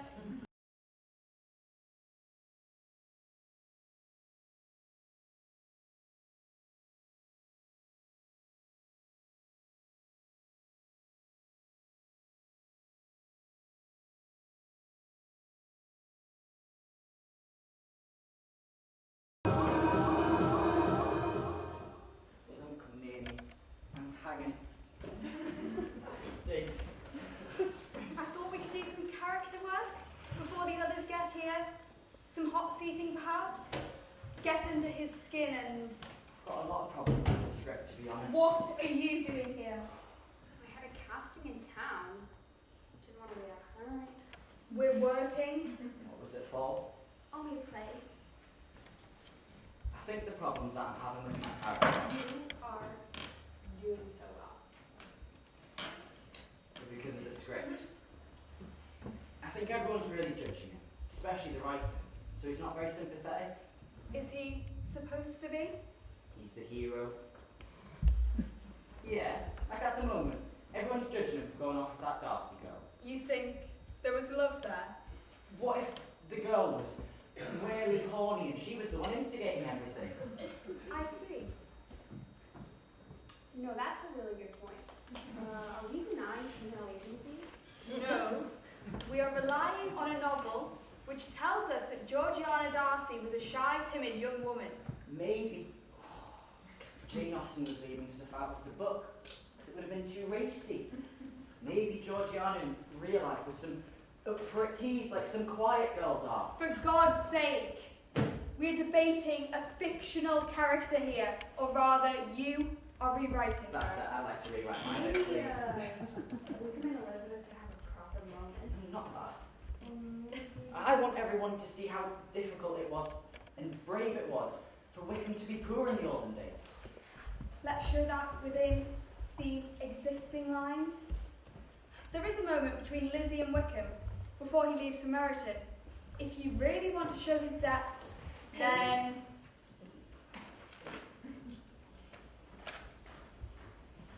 Shall we take a walk in the park before we lose the last of this beautiful day? I should stay. Since when has my audacious friend worried about the word should? Congratulations on your engagement. Ah, Sincerely. Miss King, she is. A good woman. I hope you do well by her. She is a distant woman. A wife should have self-control. Birmingham. Persuasive uncle showed his hand. Well, and his wallet. Whisked her away from me. I hope she... Story of my life.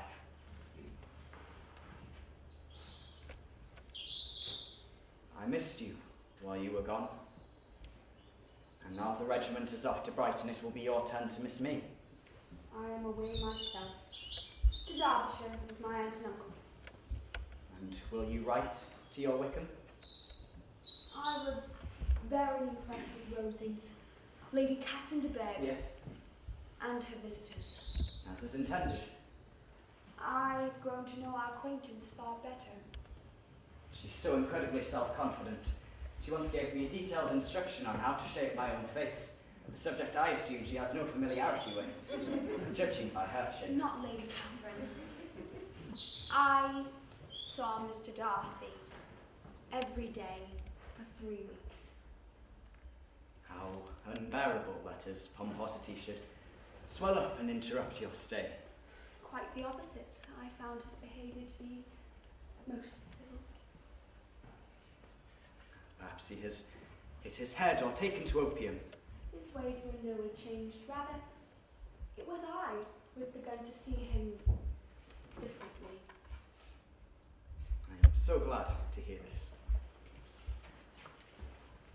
Oh, I must be off, little one. Give my regards to your parents. Oh no, take me to Brighton. Oh, make them take me. You take me, please. Take me to Brighton. Our respected friend, taking young woman to the seaside. How dare she judge him? She who should have just married a cousin and considered herself lucky. This whole play is some unmarried virgin's romance fantasy.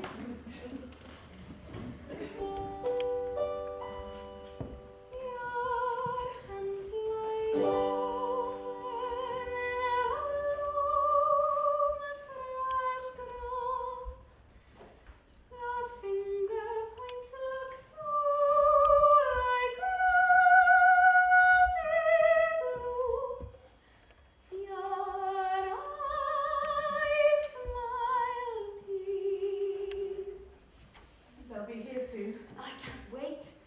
But you're leaving me. I need to walk and walk until my mind is quiet. What are you always thinking about lately? I'm so confused by men, Jane. They're not like in books, are they? But kiss every peak for me and stroke every leg. I'll write every view to the best of my ability. You may see them too. Why on earth are you so late? I had feared you come to know the set itself or you'd been robbed. Nonsense, we've been very good time. Now, how did you find it? Very ill, Edward. Very ill.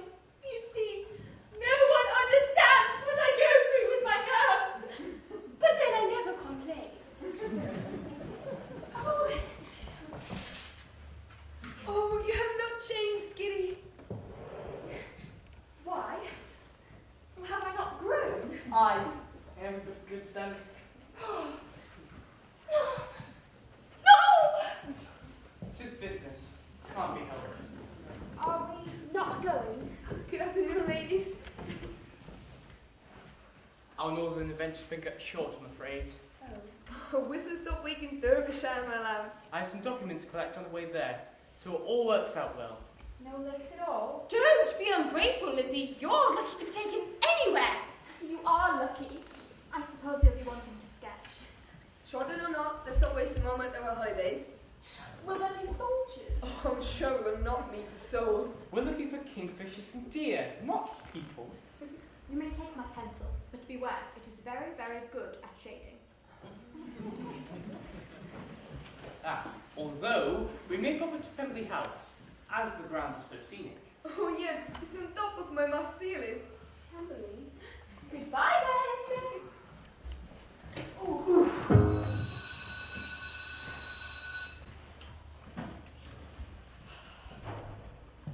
What are you doing here? I'm annoyed. I need to speak to you. What's up? So I did the reading, and she's going. Lizzie, she's going exactly where Mr. Darcy lives. Why would she go in? She has to. For the story, she has to talk to the housekeeper. Well, that's annoying too. How can you love someone you call master? That could be a good essay.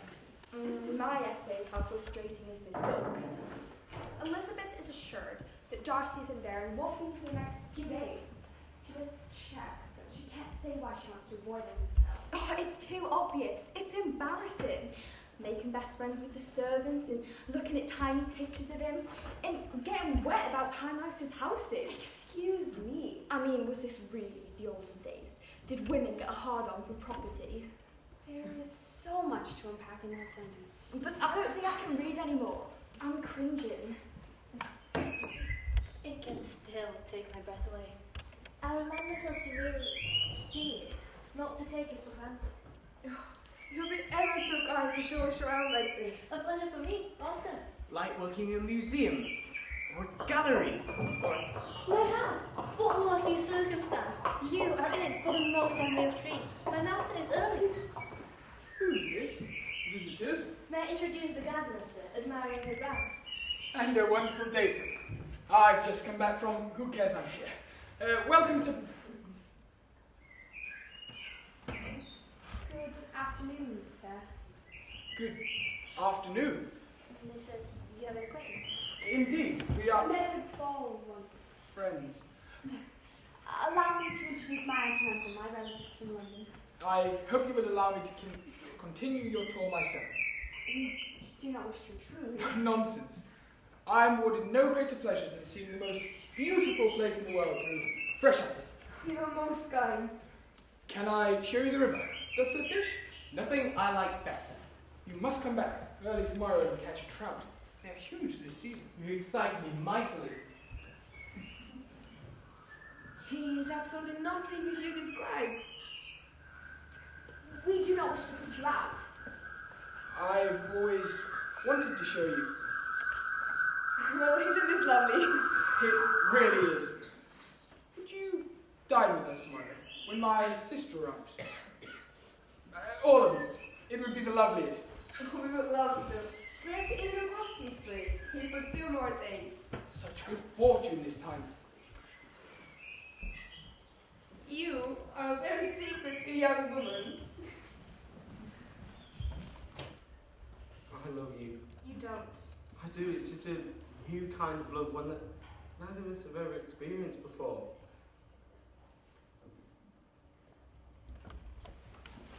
I'm sorry you couldn't meet me yesterday. I hope you don't mind my immediate rushing over. I am silly. I'm so keen for a friend. We are friends. Can you sleep at tea? I would love nothing more. My brother has talked so fondly of you. And it's all true. I get so shy with compliments. Nonsense. You're the most confident woman I've ever met. I am strident. I need to learn to stop my tongue, but I felt wrong, and then I find you most inspiring. So, may we have some tea? Yes, ma'am. Confidence. Truly trusting in oneself. I don't know how one achieves that, really. At least you do not tremble when you sing or play in front of people. That's merely not caring that I am bad. Not true. You're marvellous. Perhaps it was that I was raised in a large and noisy family. No one ever focused on me for very long. I'm invisible in a crowd. Or I feel that way. It can be freeing. I I do wish to meet your sister Jane. As do I. She's an angel and... Oh, how sweet. I'm seeing her handwriting in front of me. Look at that script. Only a divine heart could write that neatly. I am positively jealous. I write like a girl. Oh, how funny. Why has she written twice? I wish I had sisters. Can I be off with you? Please.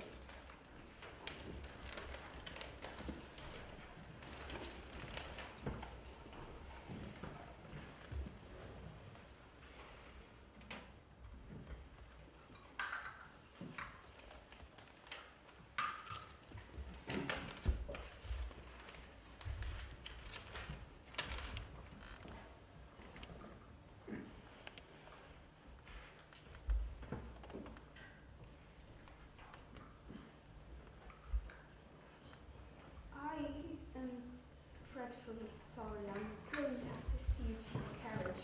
Is something wrong with your sister? It is something. Oh, I'm so sorry. Auntie? May I come in? Oh. Please forgive me. My sister was beside herself with worry, and we could not bear to be so close and offer no assistance. Could I help you? I could. Oh, yes. There must be something done. It is too terrible. I keep thinking of how to fix it, but she isn't really this. It is done. Your mother? Her, my poor mother.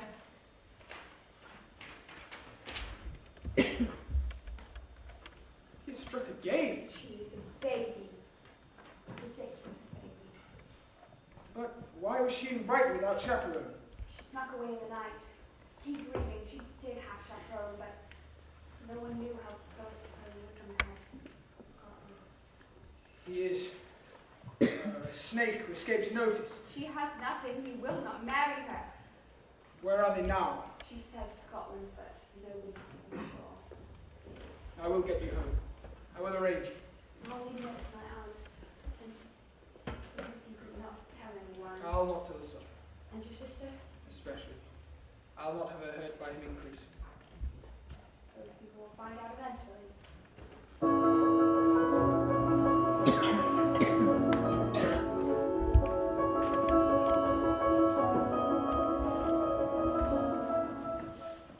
What was it we used to do? How does one know one is a ghost? Father's with uncle. Perhaps you are dead also. Can you see me? Yes, Mary. Shall we try the wall? Has there been any post? Nothing. Perhaps this evening? Indeed. Oh dear, it is all my fault. If I had told her Wickham's past behaviours, then maybe... He must marry her! They must be found and marched to the nearest church! If your father lets me down again, if he lets me down this time, oh, why did I let her go? He is such a permissive man, too trusting. He has brought ruin to us all. I will drown myself. I will tie myself to wood. A chair, Kitty, please give me your chair. Someone is coming. Papa, my husband. Mama has died to join us. Where is she? My baby girl! I'm here, Mama. Nobody's baby any longer. You may call me Mrs. Wickham. Oh, congratulations to you both, Albert and Betty. I knew you would, Lydia. Just quick to return them to right.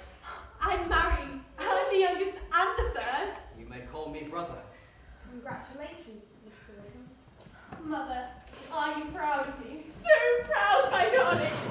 Oh, Wickham, you know. Well, They're not to stay long. We have a cottage. Everything has been sorted for us. We'll be in debt to your uncle for a long time hence. Oh, I'm so excited. Have you? You may consider me a woman. We've arranged the situation in Shropshire. I will finally do the work of God. that is too far. Well, I think under the circumstances... How jealous my sisters are. You'll stay with us car yet. I'm afraid. No conditions. The newlyweds will be off tonight. Kitty, help me pack. Of course. What unfairness! You should have things to take. You should have dresses. Who needs anything when one is in love? I'm alive. None of you go anywhere ever, so don't ask. And I am not to hear about a soldier at any time, when I'm eating or ever.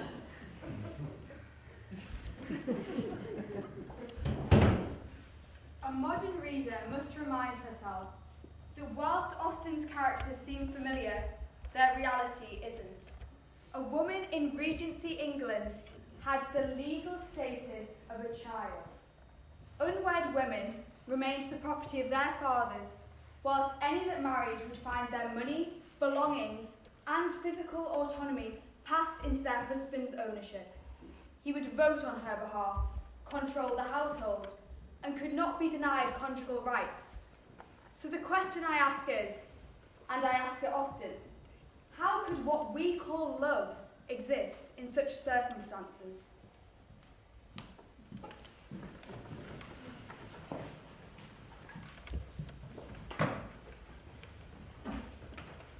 Shall we play a game? No, Has she written? I shall be too busy now. Doing what, Father? Cleaning. Yes, horrid old cleaning. Well, can't you get a woman to do it for her? I'm sure she will in time. Cook says the party has arrived at Netherfield. Really? I thought he was selling. Perhaps he has. Were there soldiers? Now, you know I'm not one to gossip, but he could be back. Whoever is in that household is of no interest to this one. Well said, Lizzie. I'll send someone over to welcome him to the district. As long as that old goat isn't back. And then we'll know. Poking their nose in where it isn't easy. It's called butting, they can't really help it. Darcy, the goats. What of Mr. Darcy? I hate him. Why should you hate him? It's his fault about Lydia. He chased them to London and forced them to marry and promised Wickham thousands and thousands if he'd up and leave to Shropshire. And It's because they don't have hands. you know this. Lydia made me swear on my life that nobody should know. Someone's coming over! I'm to my study. It is George III himself. It's me. Shouldn't tell her she shouldn't trust him with things. Why was he there? I cannot think. There comes a man on a horse, look! It is him. Mr. Bingley. Oh, I knew I should have learned to read.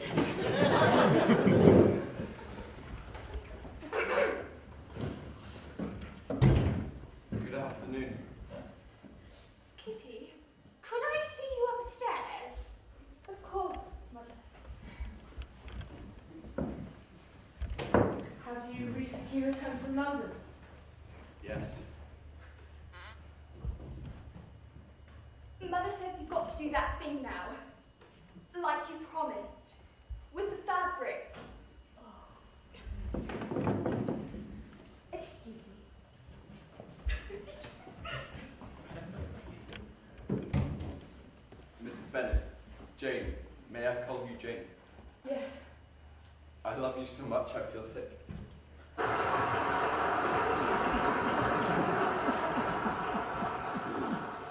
The answer. The only answer I have is that love exists in all and every state. It survives throughout unfairness and atrocity. Love as a base, animal attraction and attachment, lives when only in our imagination. As I surmise is the case with Austen, whilst her poverty denied her the man she loved, she created another universe where an equally fortuneless fictional Jane got a better ending. Yes, Charles, yes, I'm so happy.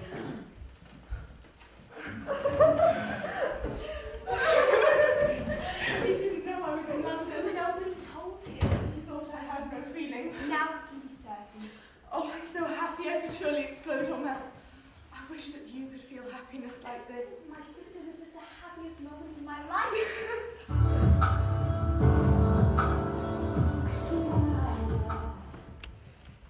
Shit! You look incredible. Well, we won't win.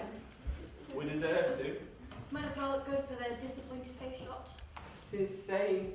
You look insane. You should be like this all the time. We wouldn't get anything done.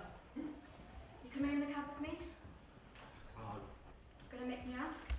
I don't know what. Is your wife coming? Yeah. Look. Don't hate me, babe. It's our big night. It's not you I hate, Graham, it's myself.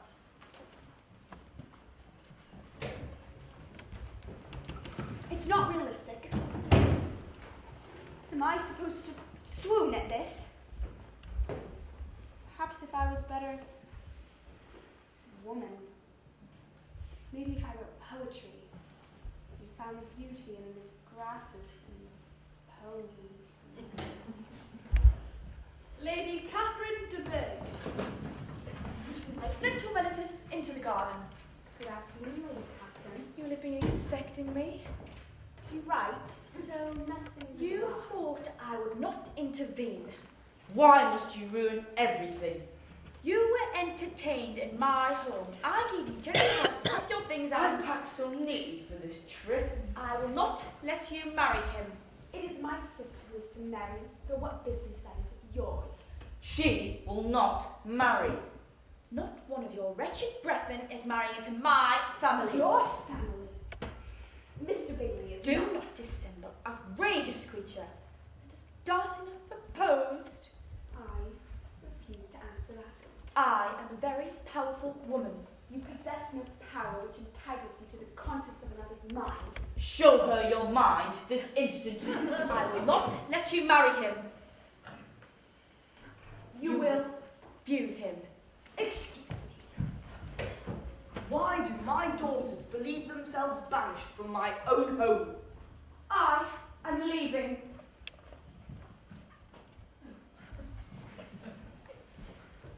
Remember, the house remains theirs while you are still standing.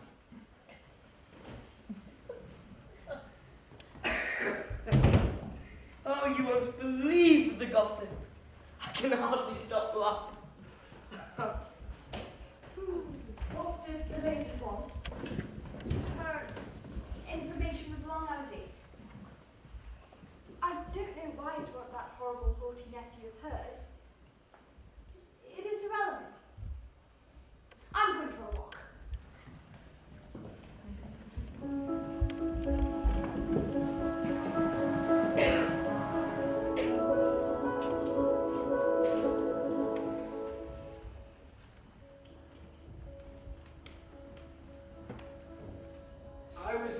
I'm coming to see you. My aunt. This will sound rather strange, but my aunt was on her way to your house. She and I have spoken. I'm truly sorry. I'm glad to see you. Hello. I have recently become aware of a great service you have undertaken for my family. Your uncle promised. Lydia told. I do not think I will ever be able to stop telling you how grateful I am for what you've done for us. I did not do it for them. I did it for you. I'm undeserving of such friendship. When we last spoke, And you brought Bingley back. I admitted that I was wrong in my assessment of your sister's feelings as soon as I returned. I cannot stop smiling. He brought himself back without even stopping for lunch. He nearly killed the horses. I am so happy.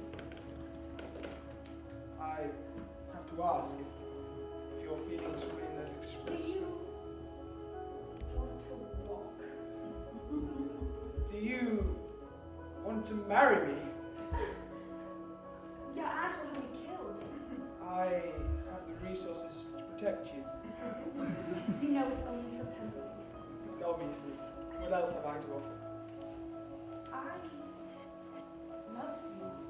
So you will. You have done so much for me already. I love you. Can I ask for one more thing? I wish so much to make you happy. Can I break the news to Miss Bingley?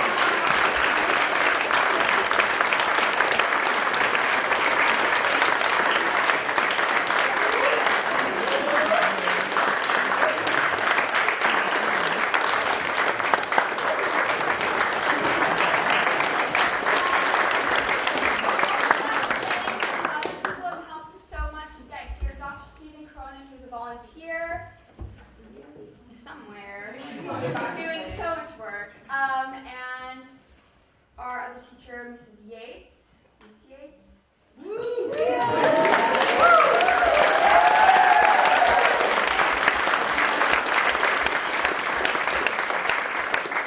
Again, everything you've done.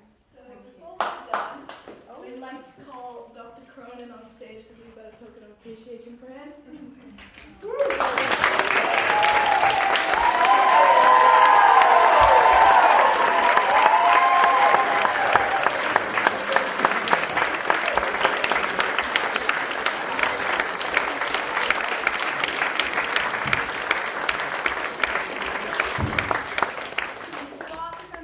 Yes, thank you all very much for coming to support the show. I'm sure you'll agree they've just done an amazing job. And it's been a really challenging show, and I've shouted them lots, but they've got there in the end, and what a spectacular. Like, just watching now, I was like, whoa, it was so slick, it was so funny, it was just absolutely incredible. So thank you guys for all of your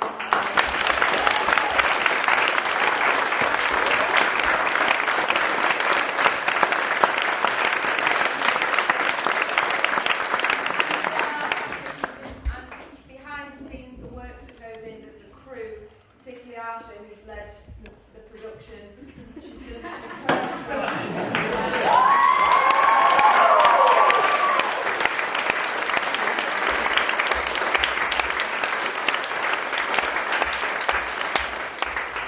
It's a team effort. Stephen, Beth, Dina as well, you've all been brilliant help, so thank you very much. And thank you all for supporting. Sorry for getting this on this side. So I've been telling you the whole time, I was always first out. Yeah, just thank you for all of your support, because I know it's been lots of rehearsals and things, but thank you again guys, brilliant job, well done.